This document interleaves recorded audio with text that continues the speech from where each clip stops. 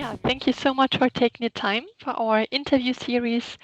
We have already interviewed a lot of au pairs, and now we are going to interview host families as well, because we feel that there is not so much like experience reports and interviews on the market, and we want to change that. So Okay. thank you and welcome. So my first question would be, where are you located?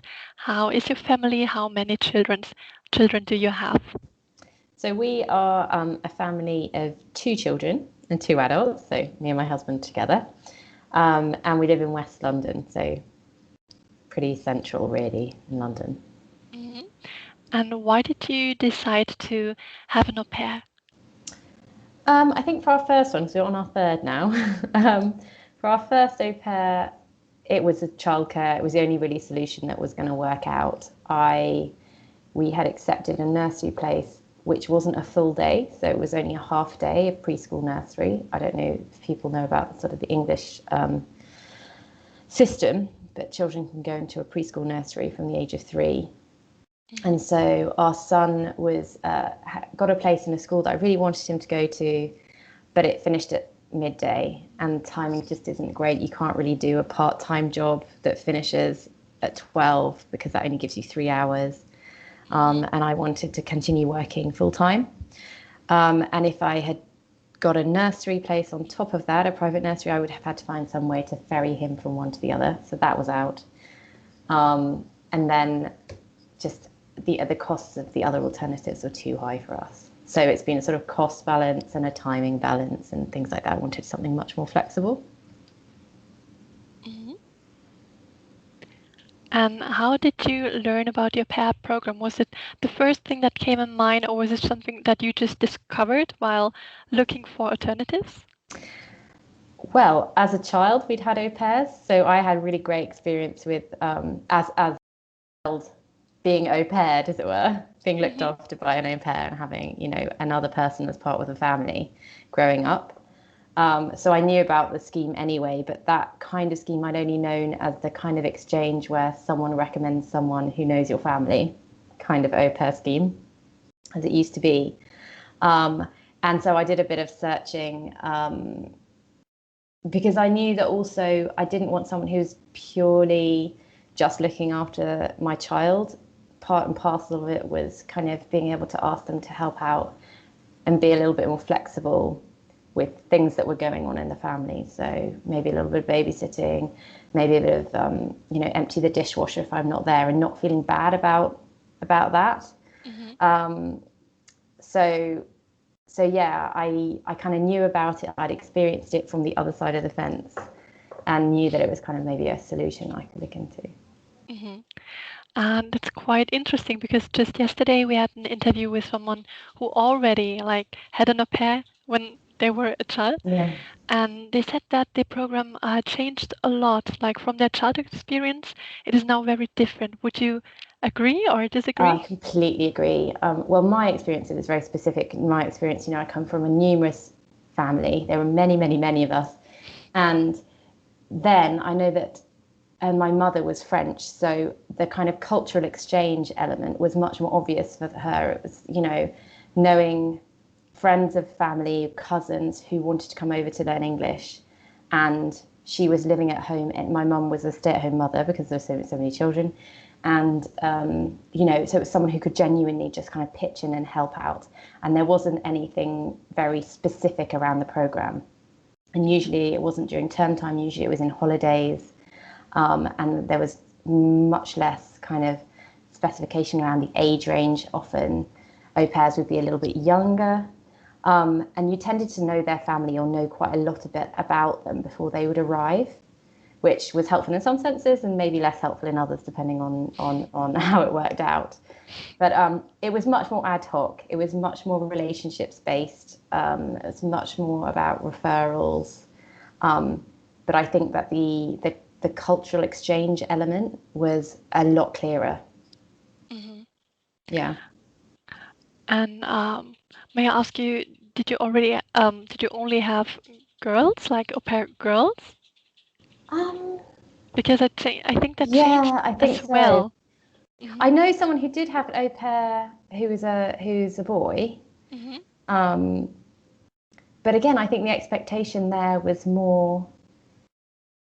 I think they lived in the countryside, and he was going to kind of help out around in other ways. Do you know what I mean? There was kind of helping out with the kids, but then there was helping out sort of generally in the household, and maybe, you know, chopping some logs or whatever, other types of jobs that they had. So very different. I mean, I have two sons, so I did think about having a male au pair. I know some people who've had great success as well, but it just kind of depends on what you think is going to fit in with your, or you feel most comfortable with, and it's going to fit in with your family best, I think. Mm-hmm. And when did you start your search, and how? Like, did you find au pair.com directly, or did you try any other food service agency or any like other way?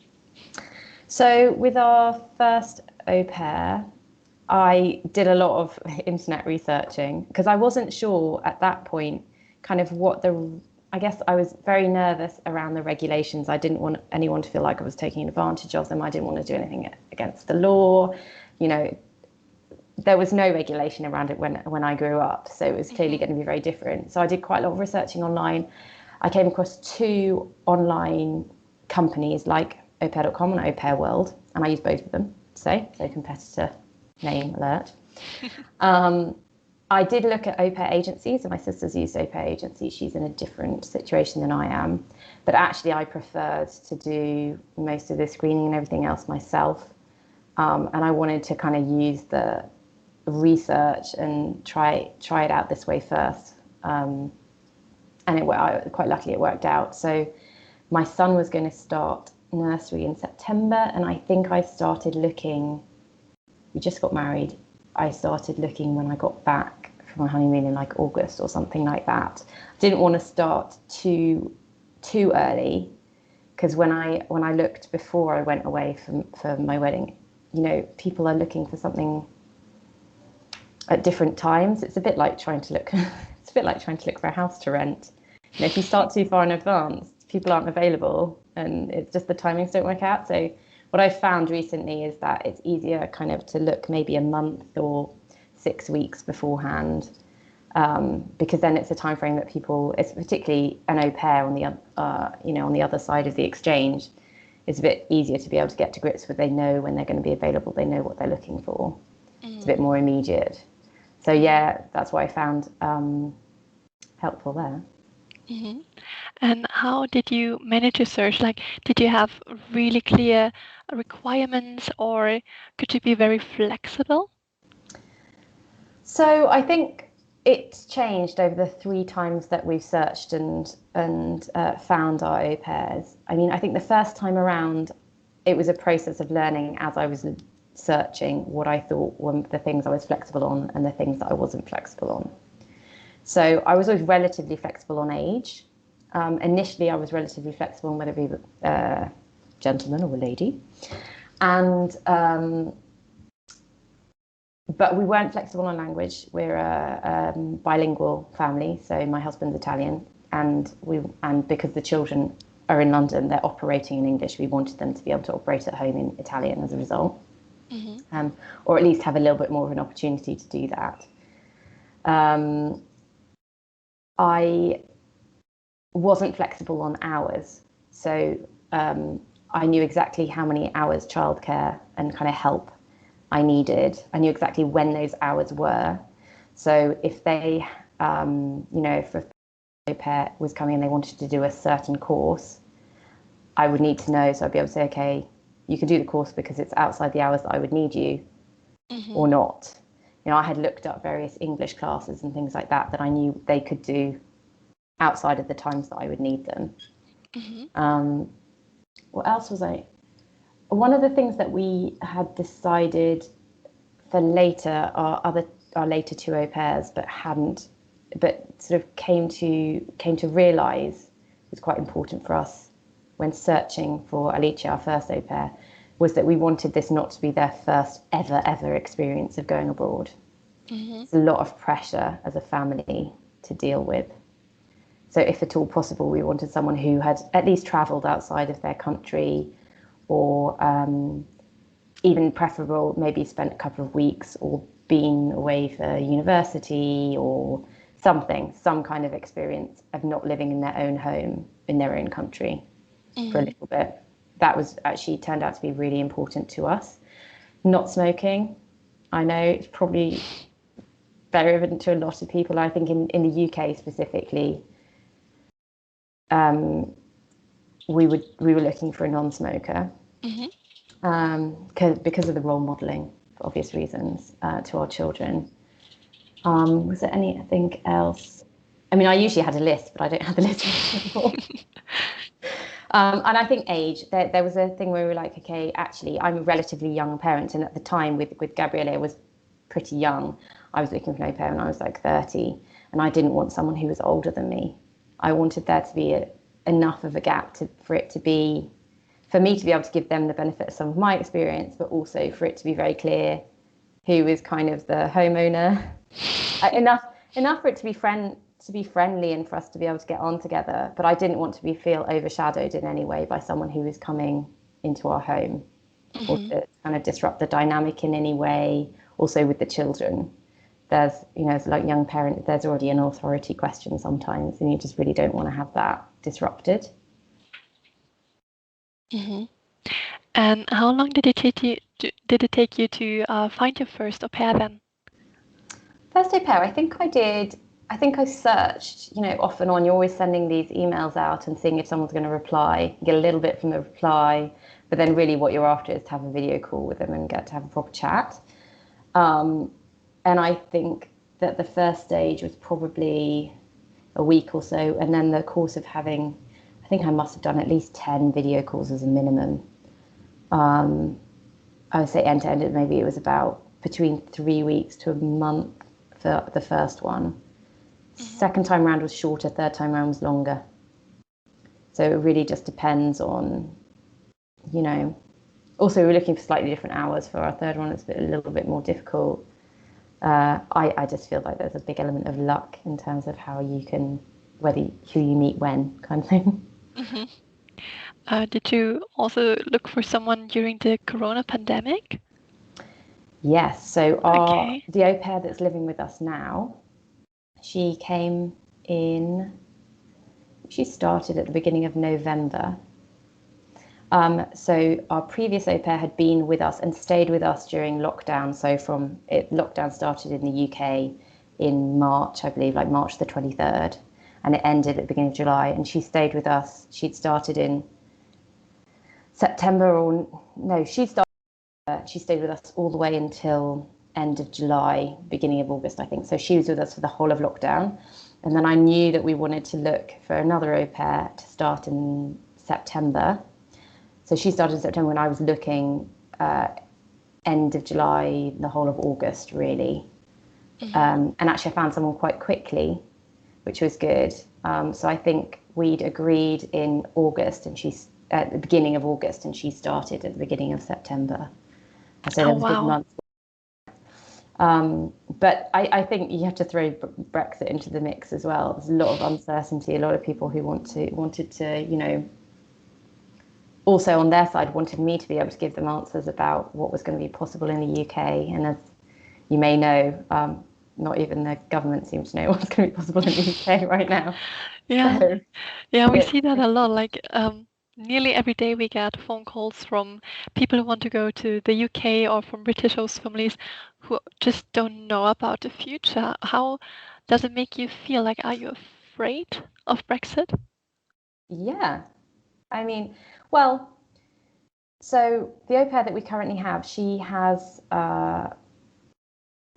those questions, and I remember the conversation quite clearly. She said, do you think they will come up with some kind of visa? I said, I don't know. I wouldn't apply for a visa. I would just see how it goes, because there are so many people in the same situation as we are who really need au pairs, who really value, the exchange and the program, that they will have to come up with some kind of solution for this. There must be something. And as it turned out, we'd had lots of conversations when she arrived as well, and she hooked up with a sort of Facebook group of au pairs in London, and they were all discussing it. And what they actually did was they said to her that she should apply for pre-settled status, and she's got pre-settled status now, and it was actually very easy. So I was really grateful for her to sort of being a bit more on the ball. We had always said that we would, try and look into it for her and try and see if there was some kind of visa. And certainly from a health insurance perspective, when it comes into play, we will acquire health insurance for her as necessary. But I mean, at the moment, my perspective has been nothing is very clear. So we're going to carry on going the way that works for us for now until there's more clarity, and then we'll cross that bridge when we come to it. Mm-hmm. It's too good. It's too good a kind of, I don't know, it's working well for us. We don't want to disrupt it until we absolutely have to. And my oldest is going to nursery in September. So, if we can make it work until then that's great. And our current au pair is really, really keen to be in the UK for as long as she possibly can. So it seems to be working for both of us, really. Mm-hmm. But so for you, like all of your pairs came from Italy, so no one had to apply for a visa? No. And I think if we had I don't know, I did speak to a couple of American au pairs and one from Australia. But in the end, I mean, it was rather irrelevant for us because of the language question, really. Mm-hmm. That kind of trumped anything else. And then when you found your au pairs, how did you prepare for this day? Did you talk about it in your family? Did you make something like a schedule, or was there any kind of preparation for it?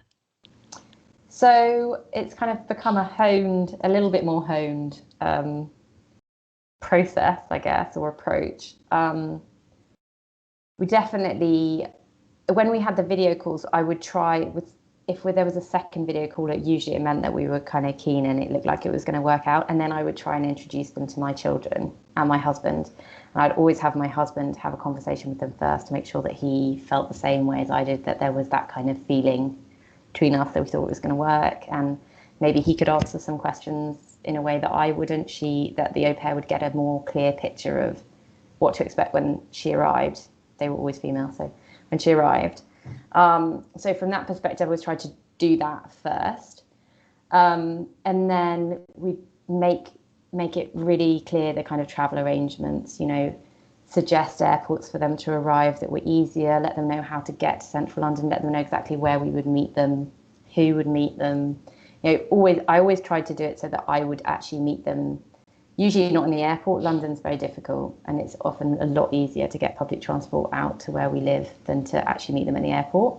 I have done that once, but and then kind of be as welcoming. I would always make a cake, always prepare their bedroom nicely, make sure that I for each one of them, I would text them and ask them if they, what they liked for breakfast, what they like to eat, generally speaking, so that I could have their types of breakfast stuff available. Things like toiletries, I'd make sure I had basics there, so that they didn't need to fill up their luggage, with toothpaste, probably other things that they wanted to bring with them, right? Like books in their own language, or if they're fashion victims, some kind of, another t-shirt as opposed to a tube of toothpaste. So that kind of thing. It's also a really nice way to get to know someone, so they feel like, they're part of the household. They don't have to, you're going to do the shopping together anyway. So it makes sense. And then I did a handbook. That was my sister's advice, actually. She gave me her one, and then I just changed it because hers looked really nice. But it had things like, it had a schedule in it, which I'd always been over with them before we even made the agreement. They knew exactly what they would be expected to do, so they could ask any questions, and those questions might be kind of illuminating about their approach towards being an au pair, and I found that quite helpful in terms of the whole kind of interview process. There'd be a schedule. I'd put things like what both children like to eat, in case they're babysitting or need to do lunch or anything like that. Suggestions of snacks, suggestions of easy things, where shops are, emergency numbers, what my husband and I do. And then I also wrote kind of our expectations of her, and then what we had discussed would be her expectations of us. So it's kind of quite clear where the base is a bonus, but things like, if you have a problem, we really appreciate if we have a discussion together first. And if you can't say it out loud, maybe try writing it down, that kind of thing. Because I didn't want us to be in a position where there were kind of third party conversations going on about something that I've never had that happen. But I think partly putting that down on paper is a good way to say that, you're really open to everything. And I also always put down in writing that it's a shared experience and nothing ever happens perfectly all the time. So there will be, people make mistakes on both sides, apologize, move on, that kind of thing, just to reassure that there's not, it's not a job in the sense that you have to be perfect and there are kind of performance management measures that go on or anything like that. It's a relationship more than anything else. I think this is a very healthy attitude against this whole program. Like when people see it as a clear job with tasks, then they will fail in their experience from like our experience. So very nice idea also to write it down and to say, please write it down if you like are too shy to talk about it, because that's what we see in so many interviews with so many host families, that they sometimes say some cultures are just not, they do not really like to talk about it. It's so much easier to write it down. So it's really great that you have found that for yourself and for your family already. I mean, I also had an experience in au pair that didn't go very well when I was being the au pair, and I had that experience too. So I think maybe that's a result of knowing that.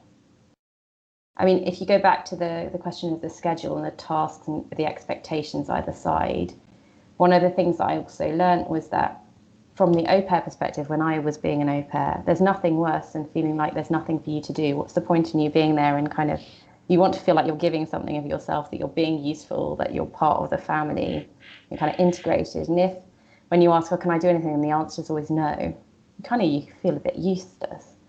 And actually, one of the most difficult things around coronavirus was working from home all the time. So I felt like there was never any space for Eliza, our au pair at the time, to just build her own relationship and manage things the way that she wanted to. She must have felt like I was always there looking over her shoulder and kind of, I don't know, people do things in their own different ways, and there are many, many ways to clean a pot or look after a child or whatever. I always wanted to make it clear that, I trusted them to do that within the boundaries of what we discussed in their own way.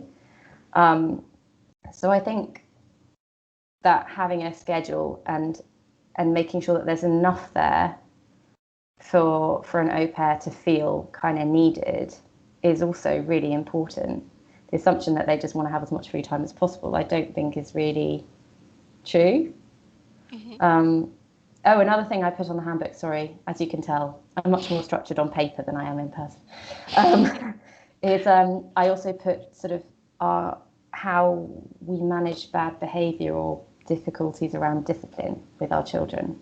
So I also wrote those things down, the 3, 2, 1 rule is really good. Always, count down and ask them to stop. You can ask them to do something once, twice, but 3 times is too many times. Give a warning. It's okay. Our children will misbehave with you. They're not always angels. That's okay. Try and deal with it in your own way. We trust you. But if there's a big problem, come to us. This kind of thing. The good behaviour, encouragement works better than negative. That kind of stuff. I just wrote it all down because I think that's something you learn as a parent. But when you're an au pair, obviously you probably don't have your own children. Mm-hmm. And I can imagine that one of the biggest sticking points is, okay, this child is not behaving the way that I see them behaving with their parents. Like, what should I do? I don't want to do something that their parents wouldn't approve of. So it's kind of giving the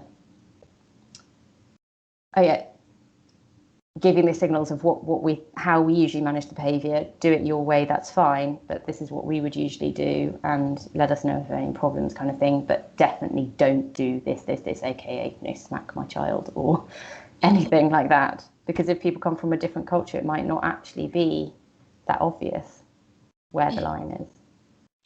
And how did your children react? Like, did they accept the presence of the pair right away, or were they a little shy? Oh, my children, they're terrible flirts. they loved they loved the au pair. They loved having another person who could, play with them, pay them a lot more attention rather than just, cooking and talking at the same time. No, I'm very lucky my children are quite sociable on that front. So that was, I guess, another reason why I think the au pair scheme works for our family specifically, is that my children are like that. And so they benefit and they genuinely enjoy it and are still in touch with our other two au pairs. And I had a horrible experience the other night where my youngest woke up in the middle of the night and started calling the au pair's name instead of mine. I'm hoping that people don't judge that as a reflection on my parenting, but just to say, they get very comfortable with them and they really like them and kind of get on, and they have their own special relationship with each one. It's different depending on character and age and everything, really, I think. Mm-hmm. And how was your own personal relationship towards the au pair? So with each, obviously, it's been very different, and it's also dependent on where I'm at kind of with my children a little bit. So I only had one child with our first au pair, but was pregnant with my second. I was looking for more kind of companionship. My older child was a bit older as well. And I was very lucky in the sense that Alice was very friendly personality. She was very open personality. Our second, and there was a nice relationship there because she had things that she wanted to talk about and understand from an English perspective, and I was trying to, also understand more about the Italian culture from a different perspective other than my husband's and things like that. So that was really, really nice. We had a shared love of Harry Potter. With Elisa, I think one of the reasons why we ended up actually having an arrangement together was that she wanted to study the same thing that I had studied at university at the same university. So we already had something in common. She was a lot quieter, much, much quieter girl, but she instantly bonded with the kids, got down on the kids' level, had a very kind of fun and sense of humour with them. And it's just really easy to be around. She always made me feel like, I could ask her anything. And then she also was a bit shyer, but slowly kind of opened up as well. But she was with us during lockdown, so we spent a lot of time together. And also because you couldn't really do anything outside of your family, she joined us on, all of our walks or our picnics and everything like that. And so I think it was lucky that we just had kind of personalities and interests that were shared there. She liked art history, she liked history, English, literature. These are the things that I studied. With our current au pair, again, very different. She gets on quite well with my husband as well, which is really nice. He's around a bit more because they're working from home.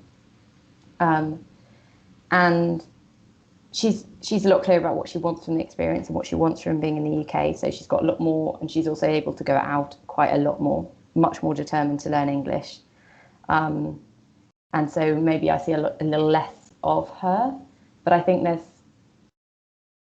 just a kind of openness to, I don't know, I find it very easy to be around her and vice versa. She's joined us at meals where my brothers and sisters have come round before the lockdown, for example, and she was fine to sit around all evening and, chat with them in English and practice her English and stay to the very end, things like that, which I was very impressed with, I have to say. It's not something at her age I would have done, but so I think it's just the relationship is good. Mm-hmm. I think it's hard sometimes though, because sometimes you get an inkling that your au pair is maybe a bit homesick or is missing something, or there's something going on in her life with her boyfriend or something back home, and you don't know whether to ask, whether to leave them to say anything, or just that they don't want to get involved at all. And I think that's the hardest thing as a host mum, because you do feel a little bit like a parent. You want to be there for them, and you don't know whether, how best you can see that something's not quite right. You just have to trust that it's gonna, come out in the wash, or that they will ask for help and if they need it. Mm-hmm. And speaking about culture shock, I mean, Italy, UK, it's different in terms of food, for example, of weather? Was there like anything I felt as a culture shock and you as a host mom? It's a really good question because I think I tend to run a home that's more Italian than it is English. For purposes of my husband, anyone who's met an Italian man knows that you just kind of say, yes, darling, go with it that way. 'Cause I think the weather is it's always a bit of a shock. Either they're expecting that it's going to rain a lot more than it actually does, or have come completely inappropriately luggaged and all the wrong clothes. But then, I think it's style as well. They see people. London is a very cosmopolitan city, so you get people from all over the world. So that's one of the great things. And either it can be like, this city is huge and you feel lost in it, or great, there's so much to do, that's absolutely brilliant. I have not really experienced the culture shock so much. I think the sense of humour is very, very different between British and Italian people. So sometimes it's hard to establish the rapport at the beginning because English people tend to do that with humour. Italian people tend to do that with food and a lot of hospitality. So just kind of trying to find a way to establish at the beginning is a bit of both, I suppose. Food is always really important. And again, lucky that I can create food that is maybe a little bit more like home to them. We don't cook an awful lot of British food. But when we do though, that's good. So I usually start with English cakes rather than English main dishes. Yeah, that's something that we noticed so far. That's the most striking point. The food is so important. We cannot stress that more. And we Yeah. see that host families usually get about that they don't really see that as a point. But all of the au pairs are saying, yeah, I will cook my own food or something like that. That's really something that is so important. Food creates culture. Yeah. I mean, I don't know whether this is something that the au pairs that are in our family either like or actually dislike, but it's we always eat together as a family in the evening, and that would always include the au pair. Usually I say, I'm going to cook one big meal. Please do join. You're welcome to cook your own food, but we'd love you to join. For us, it's a really important thing that as a family, once a day, we all sit down together. Obviously, there's, when Monday and Wednesday evenings she's out at her English classes or she might be going out to see friends or something like that. But when she's at home, if we're having an evening meal, the expectation would be that you join and we all eat together. I'm assuming that might have been quite difficult at the beginning for some of our au pairs, but I think probably because they were coming from Italy, that's kind of the expectation anyway. Mm-hmm. And actually, it's kind of less of a culture shock than otherwise. But I think the food too is like, my husband does it. He will go and seek out Italian biscuits. It doesn't matter if they're exactly the same as English biscuits. They have to be Italian biscuits because that makes him feel, good. So,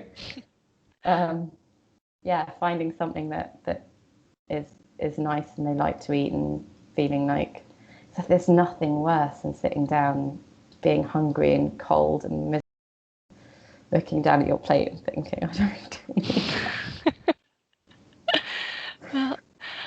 Well, like apart from culture shock and food, have you ever encountered conflicts or something that was very difficult to handle as a host family? No, nothing very difficult. There were always little niggles, leaving lights on, or like I'm sure there are niggles of things that we do that they find intensely irritating but are too polite to say, you know. Um, and usually I always found that saying something sooner as opposed to later or writing it down is much better than letting it fester. We've never had anything major. The most awkward conversation I had was with our first au pair, whose boyfriend would come and visit at weekends, some weekends. He was lovely. We actually got to know him, really nice. But having to say, I'm really sorry, but we'd prefer that if you want to stay together at night, for example, that you go somewhere else, not in our house. Which some people might look askance at and think is terribly old-fashioned of us, but it was just something that for us was quite important. And that was quite a hard thing for me to say. I'm usually a bit more of a pleaser. But actually, it was fine. They're very happy to do that. Probably wanted their own space, actually. That's very good to hear. Is there any advice that you want to give to future host families? I mean, it's a bit like when you become a parent and everyone gives you loads and loads and loads and loads of unwanted advice. I think ask people you know and ask about their good experiences and their bad experiences.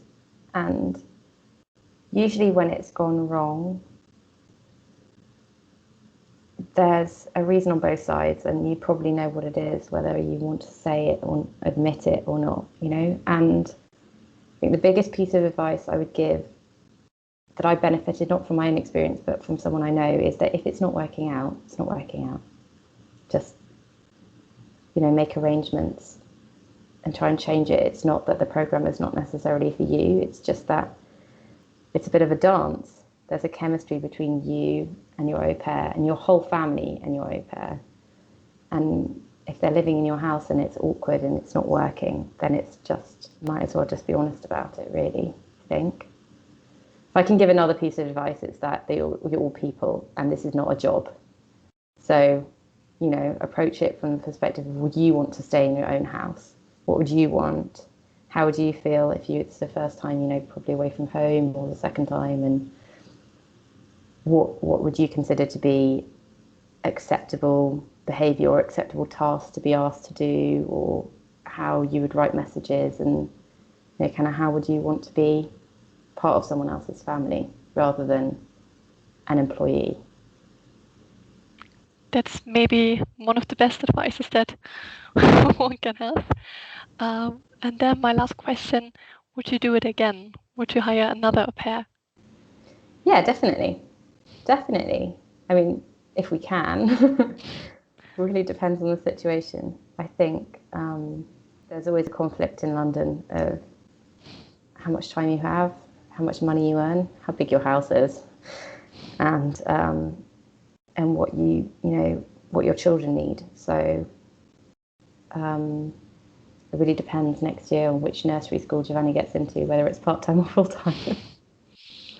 Yeah, but I'd definitely do it again. Perfect. I wish you all the best. I really, really hope that the UK government will find some solution. We're all like waiting for it desperately. Yes.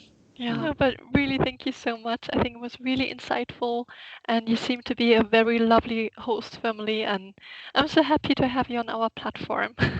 You're very welcome. We're very lucky to have been able to use it. So keep going, lobby the government. Okay, then thank you so much.